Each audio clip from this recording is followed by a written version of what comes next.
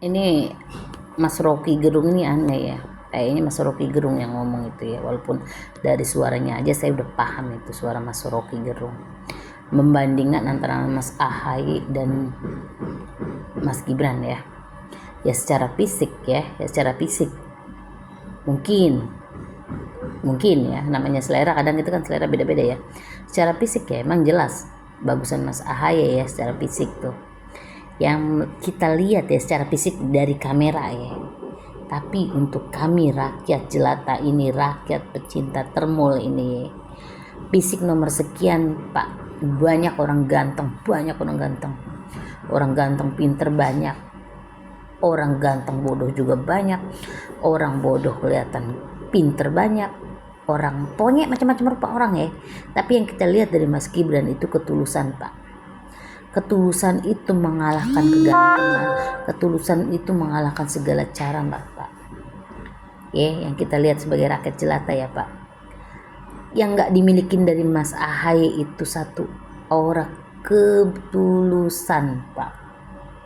Ya, yang nggak dimiliki itu aura ketulusan itu susah, mahal Pak. Rakyat yang cuma rakyat jelata yang bisa itu lihat itu aura ketulusan itu Pak. Kenapa? Rakyat jelata itu bisa merasakan Pak ya. Gak usah Mas Gibran itu ngomong Pak, dari matanya aja Pak kita udah paham Pak. Dari matanya, dari cara, dari gesturnya semua kita udah paham Pak. Gak usah dijelaskan pasti kita udah paham banget. Yang kita lihat itu gak lihat gantengnya, yang kita lihat itu gak fisiknya Pak. Yang kita lihat dari Mas Gibran itu ya, rasa penghormatannya ke kita, rasa menghargainya ke kita rakyat jelata, rasa semua itu nyentuh di hati kita rakyat jelata Pak.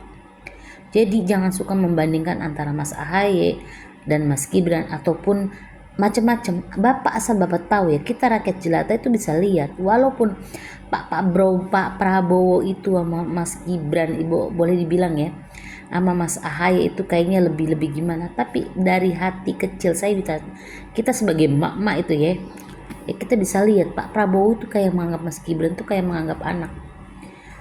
Orang tuh kadang aneh, Mas Ahaye ditugaskan keluar ribut, Mas Gibran di sini.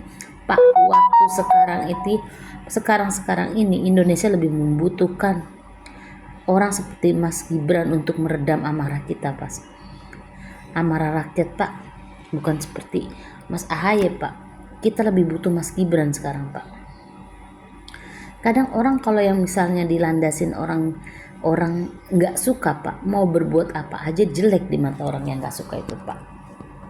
Ya, jadi nggak usah membanding-bandingin Mas Ahaye dan Mas Gibran Pak.